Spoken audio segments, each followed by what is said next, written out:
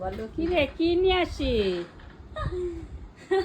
হ্যাঁ, সোনা গয়না পাই নাই, দোকানে ছিল না সোনা দানা, রূপাও ছিল না, সব শেষ। তাই হ্যাঁ। ঝাড়ু নিয়ে আসছি। হ্যাঁ, ও সোনা আচ্ছা, গয়না আচ্ছা। কিছু ছিল না, বুঝছো তো, তাই ঝাড়ু নিয়ে আসছি। ভালো ঝাড়ু আর করছো। দেখাচ্ছি, দাঁড়াও। ঝাড়ু নিয়ে আসছি, আর এখানে রয়েছে লবণ, হুম, এগুলো নিয়ে এসছি। আর আর একটা কি নিয়ে আসলাম, আর এখানে কিছু জিনিস আছে, তো এগুলো নিয়ে এসছি।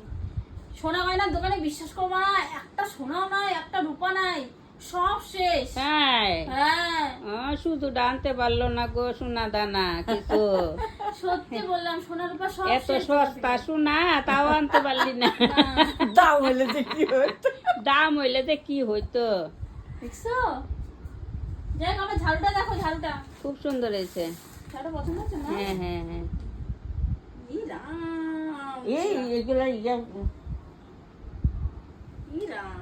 মা 60 টাকা নিচ্ছে ঝাড়ুটা, জানো? এত কম দামে বেশ ভালো, দেখো। হ্যাঁ এই 2 দিনও যাই দেওয়া যাবে না।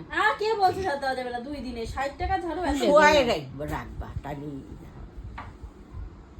ওই জায়গায় যাই তাহলে হ্যাঁ। এই যাচ্ছে ও দাদা পূজা করি।